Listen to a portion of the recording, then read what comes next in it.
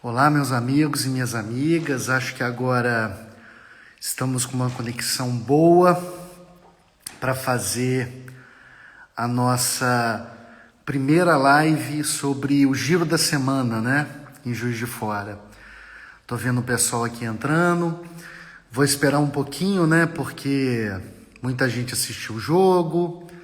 Acho que tem muita gente também que está se preparando para o início da semana, né? E aí as pessoas vão entrando aos pouquinhos. Queria saber se a minha conexão tá boa aí. Quem já entrou? Pedro, fala Pedro, beleza? Meu amigo Cristiano, da VIP Logística, Zé Maria, Laís, como é que vocês estão? Conexão tá boa? Minha prima Tânia. E o áudio, Guerra? Hoje você ficou secando o Flamengo, né, Guerra? Não teve nada para ver. Rayane, muito legal. Gente, eu vou começar aqui, enquanto o pessoal continua a entrar.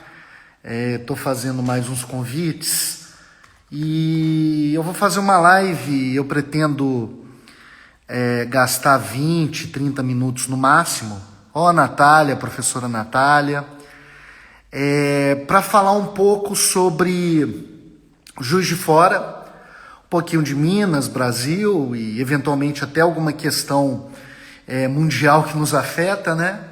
E falar também um pouco sobre a situação de Juiz de Fora no enfrentamento da Covid, os nossos problemas e, por que não dizer, um pouco também da nossa situação política. Então eu elenquei aqui alguns assuntos como se fossem por dias, né? E como é a primeira live, e eu já tenho tratado muito de algumas questões, eu não vou pegar dia a dia dessa semana e vou trazer algumas coisas genéricas, né? E para discutir com vocês fiquem à vontade para perguntar. Espero que essa seja... Espero não. Essa é a primeira de muitas lives. O primeiro ponto aqui que eu quero dizer é que a sistemática dessa live é sempre tratar de alguns assuntos que ficaram populares, né, pelas mídias e pelos jornais locais e dar aqui um caráter informativo e eventualmente fazer alguma avaliação. E durante a semana o que eu tenho feito é pegar cada um dos temas e discutir um pouquinho, ou melhor, e colocar aqui num mapa, num esqueminha que eu tenho e discutir com vocês, tá? A primeira coisa que eu devo dizer é que, infelizmente, a Covid continua vitimando muitas pessoas. Juiz de Fora e Minas já são casos muito graves. O último boletim de sexta-feira colocou que Juiz de Fora teve 2.479 casos confirmados e já chegamos a 77 óbitos, com uma taxa de mortalidade de 2,9%. E a gente tem que continuar se cuidando das pessoas próximas de nós. Infelizmente, essa questão foi muito polarizada, mas assim, continua morrendo gente, infelizmente. Eu tenho amigos de vários espectros políticos e partidários. Eu tenho amigo que é prefeito, por exemplo, na região norte, que tem uma visão, tem outros amigos até aqui em Minas, e é impressionante como, independentemente da posição partidária dessas pessoas, que são pessoas sérias, amigos meus que eu confio, todos eles estão tentando lidar com algo que é absolutamente incontrolável ainda, né? Então eu quero deixar aqui a minha solidariedade, o meu pedido que a gente tente respeitar na medida do possível o isolamento e que continuemos, né, tentando melhorar a nossa saúde pública ou a nossa saúde coletiva para conseguir que os negócios voltem. Bem, até para começar mesmo, e tem uma conexão com isso, essa semana em Juiz de Fora a gente teve a a paralisação dos cobradores e motoristas de ônibus. Muita gente não sabe por que ocorreu isso, ou tem uma vaga ideia, e eu vou colocar aqui para vocês o que houve, o que já foi apurado e está na imprensa de Juiz de Fora. Primeiro ponto, a gente tem que lembrar que o problema da mobilidade urbana em Juiz de Fora e do transporte público é um problema muito grave de muito tempo. É um sentimento da população, é um sentimento social, que os ônibus de Juiz de Fora são velhos. Eu brinco que muitas vezes quando eu entro num ônibus de Juiz de Fora, eu já estou chegando aos meus 40 anos esse ano, eu imagino que eu estou no mesmo ônibus que eu pegava quando eu estava fazendo vestibular na opção. Isso daí já tem 23 anos, 22 anos. Claro que é um exagero, mas é porque eu tenho a percepção, e acho que todo mundo tem, que os ônibus, a qualidade dos ônibus, se não piorou, também não melhorou. E ficou na média no máximo, mas na verdade piorou dos últimos anos. E hoje a situação do transporte público de Juiz de Fora, dos ônibus, é que temos 4 concessionárias prestando o serviço para abranger toda a cidade, e essas 4 concessionárias têm um contrato, têm a licitação até 2025, tá? Antes de falar do que ocorreu especificamente essa semana, a gente tem que entender que o modelo tarifário, o modelo de cobrança de transporte público por conta de empresas de ônibus, ele observa uma certa planilha, verifica-se quais as linhas são mais ou menos rentáveis, e na medida em que isso é verificado, as empresas chegam ao preço da passagem de ônibus. Só que o que ocorre nesse momento, e veja, a gente tem uma crise de décadas em Juiz de Fora quanto aos transportes. E eu quero dizer que se a gente tivesse uma situação normal, o que a gente poderia fazer, o que a prefeitura tem que fazer, o que o poder público sempre tem que fazer, é cobrar que as cláusulas da licitação sejam cumpridas. A gente tem que lembrar, e eu quero deixar isso claro, isso para mim é um dever de cidadania, que as empresas de ônibus não estão prestando favor, elas estão explorando uma atividade econômica, um serviço público em nome de toda a sociedade. Bem, superado isso, qual que é o problema que nós temos em Juiz de Fora hoje? São 4 concessionárias que prestam o serviço de transporte público em Juiz de Fora, e uma delas não está conseguindo pagar os seus colaboradores da forma como deveria. A gente teve a MP do Bolsonaro, do governo federal, que colocou uma série de possibilidades de flexibilização da legislação trabalhista nesse momento de pandemia, mas essa empresa, e está na tribuna dessa semana, quem quiser pode jogar no Google, para eu não ter que falar aqui da empresa, ela alega que tem um passivo nos últimos 70 dias de 45 milhões. 45 milhões. E que isso impediria que ela pagasse os seus colaboradores. O que a prefeitura está fazendo, segundo notícia da mesma tribuna? Juiz de Fora tem um fundo, o Fundo Municipal de Transporte. Eu estou tentando achar aqui, devia ter deixado isso aberto, né? Desculpem aqui. Qual que é o valor que a gente tem nesse fundo hoje em dia? Mas o que a gente percebe das informações que são veiculadas é que esse fundo, ele seria utilizado, parte dele, na ordem de 3 milhões, para que se desse um subsídio para esse consórcio, que é formado por mais de uma empresa de transporte, né, que presta o serviço, para que ela pudesse pagar os seus colaboradores. A gente não tem notícia de qual seria a contrapartida, e tem que ter uma contrapartida.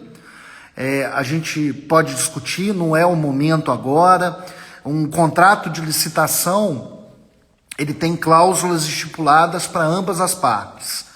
E uma situação como a pandemia, tem até uma discussão jurídica se isso é um caso fortuito ou força maior. Não quero ser muito técnico aqui, mas o que a gente tem que conseguir é resolver a situação dos trabalhadores, porque se eles pararem, as pessoas não vão ter o transporte urbano. Então, o que parece que a prefeitura está fazendo nesse momento é buscar a utilização desse fundo, fundo municipal. Estou tentando achar aqui esse fundo, que são tantos fundos, né, de transporte.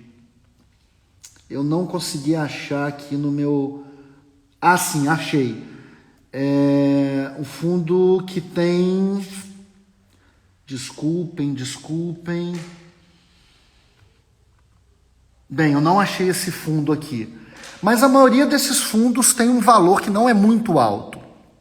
Mas o que a prefeitura faria nesse momento é utilizar parte desse fundo para pagar ou para subsidiar as empresas de ônibus para que ela pague os seus colaboradores e aí mantenha o serviço. O que eu quero aproveitar dessa situação é dizer, e vai ser um tema que eu vou tratar durante essa semana, em uma outra live, é que gestão fiscal responsável serve para isso, para resolver o problema do cidadão. Porque os fundos que existem, o fundo de transporte, o fundo de meio ambiente, o fundo da cultura, a gente viu aquele absurdo Eu vou te responder, tá, Cristiano? Não vou sair disso aí, não. O fundo da prefeitura, desculpa, aquele caso que a gente teve uma depredação do mosaico feito por Di Cavalcante, você tem que ter fundo do patrimônio e fundo da cultura para cuidar disso, desse tipo de situação. E esse fundo aqui de trânsito, que eu não estou conseguindo achar, me desculpem mesmo, eu estava com isso aqui no meu quadro, eu acho que ficou no outro computador. Mas eu até trago aqui depois para vocês nos comentários qual que é o valor do fundo. Esses fundos servem para isso. E para já aproveitar uma pergunta aí do meu amigo Cristiano da VIP Logística, eu sei que há uma demanda do pessoal das vans. Por coincidência, um dos líderes das vans é meu tio, então eu sei mais ou menos essa matéria. E até agora a prefeitura não conseguiu benefício social para eles também, né? Um benefício social da prefeitura.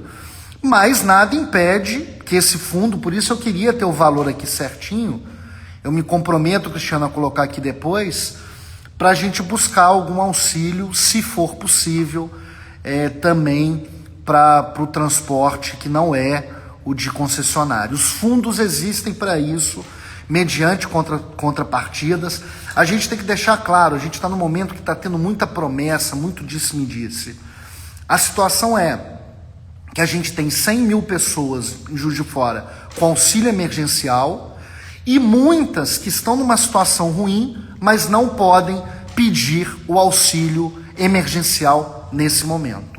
Então, esses fundos servem para essas coisas. Esse foi um primeiro assunto que dominou o debate. Eu tenho que lembrar aqui que o sindicato lá dos motoristas e cobradores fez um acordo de trabalho, né? Uma negociação coletiva para entrarem na MP, que flexibiliza as relações de trabalho, mas, segundo as notícias que temos, essa empresa dessa concessionária não atendeu e por isso veio o protesto deles. Uma outra questão que houve essa semana em Juiz de Fora, na verdade houve em Minas, né? Foi uma decisão do Tribunal de Justiça determinando que os municípios de Minas, uma decisão incautelar, tá? Pode ser que no mérito se decida de uma outra forma. Mas a decisão cautelar que foi dada estabeleceu, foi uma ação declaratória de constitucionalidade. É engraçado que esses assuntos ficam tanto na nossa cabeça que eu acho que eu sonhei com essa ação hoje, mas enfim. Essa ação declaratória de constitucionalidade determinou que as prefeituras não podem ter, nesse momento, os municípios, as prefeituras e as câmaras, criarem a sua política própria de isolamento social. Eu não quero discutir se isso é certo ou errado do ponto de vista político, mas eu quero alertar todo mundo que essa decisão do TJ Minas coloca, nesse momento, uma pá de cal. Alguns vereadores de Juiz de Fora, até o garotinho que faz parte do PV, do qual eu sou filiado também, tentou propor um requerimento para discutir um plano próprio de isolamento social. Isso seria algo maravilhoso, né? Porque o federalismo, a gente pressuporia que os municípios e os estados conseguiriam cada um exercer suas próprias políticas locais. Mas por mais que possa haver boas intenções nessa medida em Juiz de Fora, em outros municípios, nesse momento, em Minas Gerais, não pode haver uma política de isolamento social própria da cidade. Então, esse é um debate que está... Quer dizer, é uma medida cautelar, as pessoas podem discutir, isso é um tema polêmico, mas a decisão nesse momento é que não haja uma possibilidade de se criar um próprio protocolo. Então, Juiz de Fora ainda está no Minas Consciente, tá? E esse problema, enquanto a gente ficar no isolamento, a gente tem que pensar em como manter tarifa de ônibus, mas também sem dar muita benesse para a empresa de ônibus que está no contrato de licitação, que sabe que tem os seus riscos. Ao mesmo tempo, tem que ajudar os autônomos, como das vans, ou até os professores mesmos, que estavam recebendo, né, que não estavam recebendo e não podem receber o auxílio emergencial. Então a gente está nessa situação muito difícil mesmo. E pode parecer assim que eu sou um louco, que eu não estou falando com a sociedade, mas eu acho que eu justamente estou falando quando eu mostro que o problema atual é um problema de orçamento. A gente não fez o dever de casa. A gente tem uma previdência de Juiz de Fora deficitária em 3 bilhões. A gente tem um orçamento de 2,3 bilhões. Se a gente tivesse feito aquele trabalho antigo, né, de manter reservas, talvez a gente pudesse estar numa situação um pouco menos pior. Porque eu sempre cito, e eu vou citar isso sempre, Belo Horizonte disse que vai apresentar um déficit na Previdência de 1,1 bilhão no fim do ano que vem. A gente já está com déficit de 3 ou 4 bilhões, o que significa que a gente está muito mal. Pô, Guilherme, eu fico muito feliz de você estar aqui acompanhando essa live, tá? Gosto muito de você, sei a situação aí que vocês estão enfrentando e fico feliz da sua participação aqui, tá? Para dizer que não há só notícia ruim, né? Tô falando de Juiz de Fora, só notícia ruim. Aconteceu uma coisa em Juiz de Fora essa semana que eu tenho que aplaudir, que eu acho muito legal, e que tem a ver com o que a gente está passando agora. A gente está numa crise, independentemente dos exageros que possam haver, da politização que há nessa situação ou não, a gente está numa crise que alguns dizem que é pior do que 29. E o que eu quero dizer é que essas crises, momentos de guerra, eu estou lendo essa semana um livro que é O Diário de um Escritor na Rússia. É um grande escritor brasileiro que durante a Copa do Mundo ficou falando sobre a Rússia, né? E ele estava contando lá sobre a Segunda Guerra Mundial. E o que eu quero dizer é que momentos críticos como esse são momentos que a gente tem que buscar alguma pauta de consenso e alguma solidariedade e uma aproximação do poder público com a iniciativa privada. E Juiz de Fora, nesse ponto, caminhou muito bem essa semana, muito bem mesmo. Eu tenho que elogiar. Eu acho que a nossa preocupação cidadã é de críticas e elogios.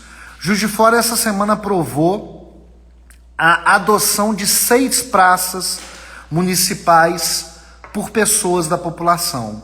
A Praça do Bom Pastor foi adotada pela associação daquela região.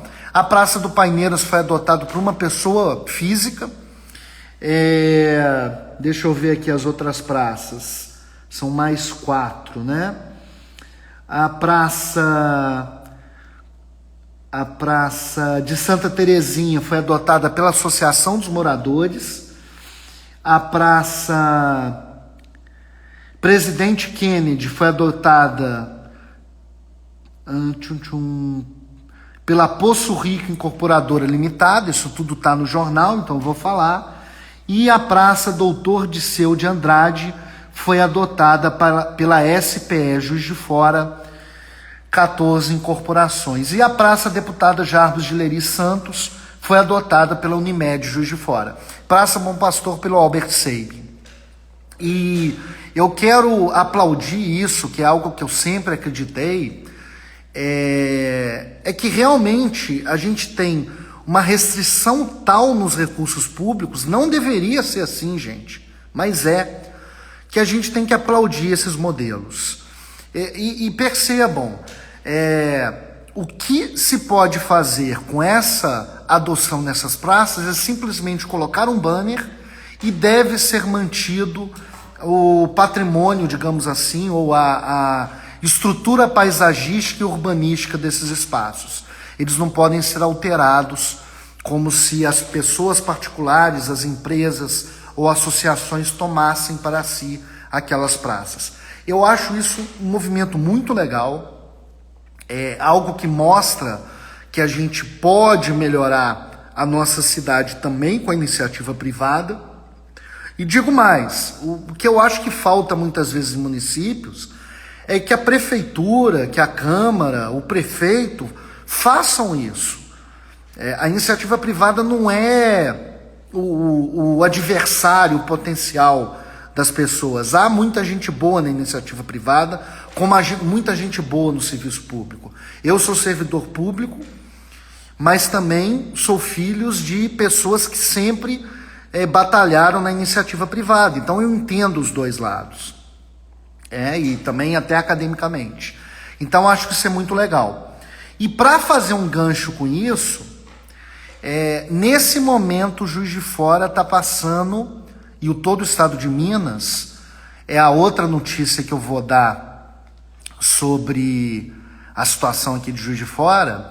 A gente está começando a ter, infelizmente, uma crise de abastecimento de analgésicos, calmantes e outros insumos que seriam necessários para que houvesse o tratamento de alguns pacientes, que precisam fazer operações, ou até para os pacientes que estão enfrentando, infelizmente estão enfrentando a Covid, Essa semana a gente teve a morte de um juiz, foi meu professor. Quero lamentar a morte dele e colocar aqui minha solidariedade à família dele e aos filhos que eu conheci, estudei com eles no Grambre, O doutor Jorge Franklin essa semana faleceu e fica aqui minha solidariedade aos filhos e esposa.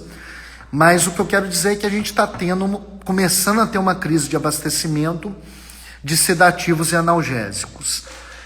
Então, a gente tem que cobrar do poder público essa observação. Parece que o Ministério Público de Minas Gerais emitiu uma recomendação, ou melhor, pediu judicialmente uma recomendação para que haja até uma integração entre associações filantrópicas, entre hospitais privados propriamente dito e a rede pública de saúde, para que não haja uma crise de abastecimento. Então essa é uma notícia muito ruim, mas que eu tenho que compartilhar aqui com vocês para verificar o que está ocorrendo, né? Vi aí também que entrou o Rodrigo Pestana, que também é meu companheiro aí de PV e também foi meu aluno, né? Então eu queria saudar ele aqui também. Vejo muita gente aqui de Juiz de Fora e amigos de outros lugares nos prestigiando. E a última notícia aqui que eu trago para vocês no giro da semana, para depois falar um pouquinho de algumas informações que estão disponibilizadas aí sobre a política nacional e local, em relação à falta, né, a impossibilidade até esse momento de alunos da rede pública municipal terem aulas.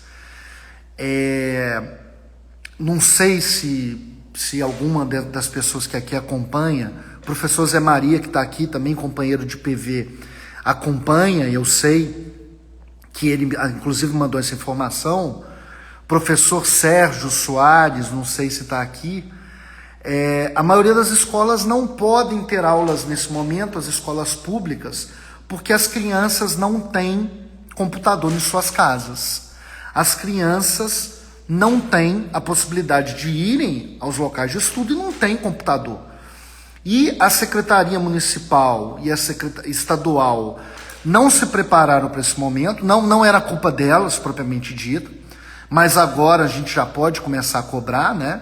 Estamos já com 6 meses, a gente está vendo que as aulas não vão voltar. A gente tem que criar uma forma de dar ensino para as nossas crianças. E algo que vem circulando aqui em Juiz de Fora, muitas pessoas colocaram isso já, foi a ideia de a TV Câmara, né, daqui da cidade, colocar algumas aulas e alguns programas educativos para as crianças. Só que isso, gente, tem que ser pensado como um projeto pedagógico. Então, eu acho que isso é uma medida muito boa, é uma medida muito boa não, uma medida paliativa para esse momento tão ruim, é uma medida interessante, mas que a gente tem que pensar num projeto pedagógico para que essas crianças não sejam tão prejudicadas como já estão sendo. É isso, o Zé colocou, elas não têm computador e elas não têm infraestrutura. Meu grande amigo e irmão Edmilson, que está aqui também, ele me colocou, ele estudou sempre em escola pública, ele colocou as dificuldades de na verdade, você ter esses próprios equipamentos nas escolas públicas. Mas a gente tem que criar uma alternativa, tem que começar a criar uma alternativa, até porque esse quadro de crises sanitárias, pelo menos é o que dizem, é um quadro que vai se perpetuar a médio e longo prazo. E infelizmente, a gente tem que criar soluções para isso. A verdade é que a gente sabe, e isso está ficando mais claro com a pandemia, que Juiz de Fora é uma cidade pobre na segunda região mais pobre de Minas Gerais. Então esse ufanismo de antes, a gente tem que baixar a bola e reconstruir Juiz de Fora verdadeiramente. Reconstruir em todos os aspectos.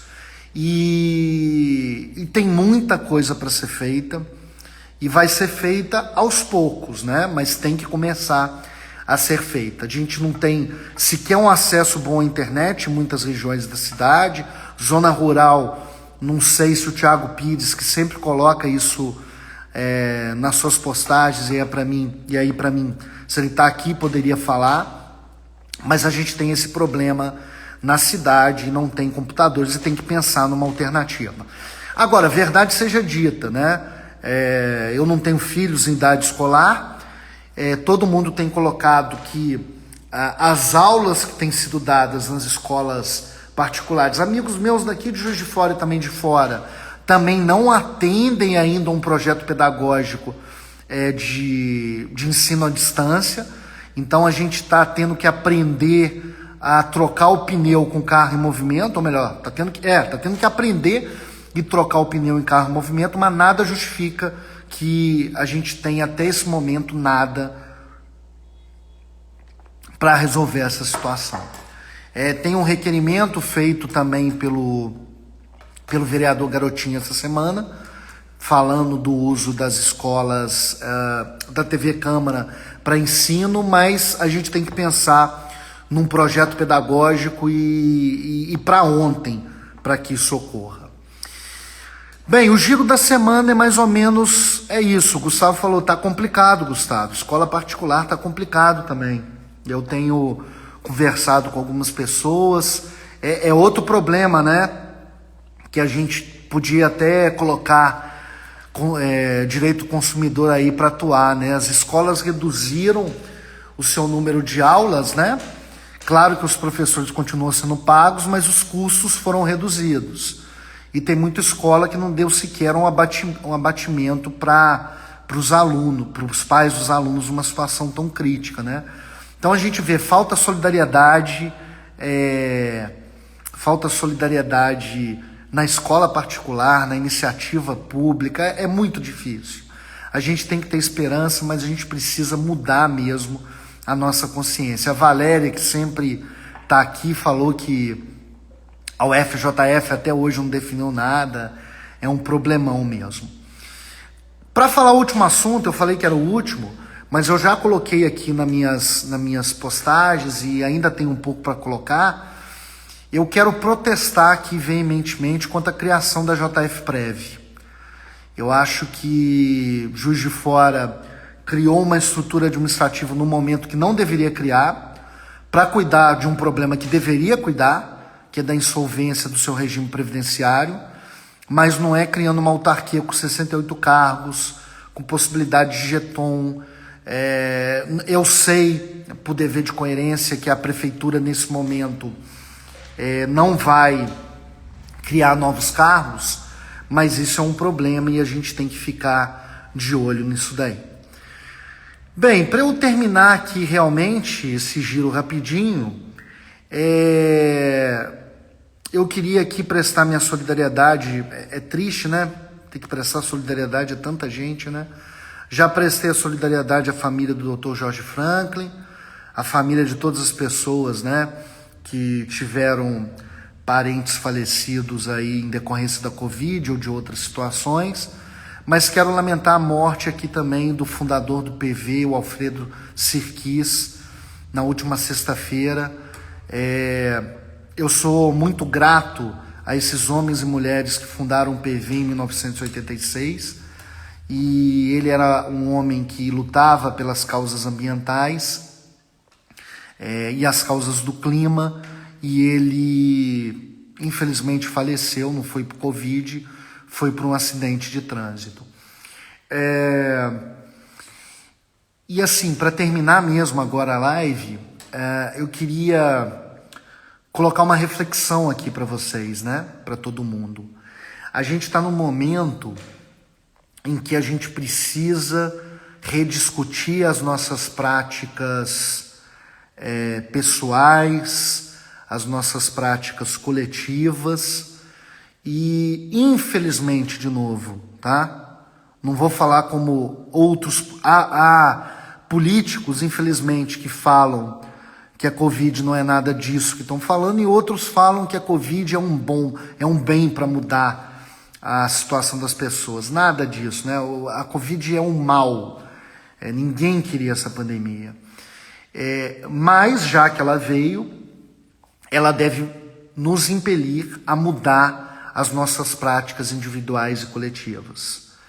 E a gente, como sociedade, a gente está farto de negociata, a gente está farto de acordões e acordinhos, e a gente, como sociedade, está cada vez mais querendo cobrar que as nossas instituições e tudo que está à nossa volta melhore. Eu sou servidor público com muito orgulho, mas tenho mais orgulho ainda de ter sido criado por pessoas que se fizeram por si próprias, né? E eu acho que todo mundo tem que buscar o seu caminho em qual atividade for. Mas coletivamente a gente tem uma obrigação de lutar pelo que é correto. E lutar pelo correto implica não aceitar nada mais do que o justo, o legal e o correto. Então eu queria deixar essa palavra final aqui para vocês, agradecer a presença, desejar uma semana muito, mas muito boa mesmo para todo mundo, que não haja nenhuma morte, que diminua os casos de Covid, que todo mundo consiga aos pouquinhos melhorar a sua situação, mas eu quero deixar essa reflexão. Não aceitemos nada menos que o justo, o legal e o correto. É disso que a gente precisa na vida nossa, é disso do que a gente precisa na vida como sociedade. Democracia não é só uma palavra bonita para a gente expressar.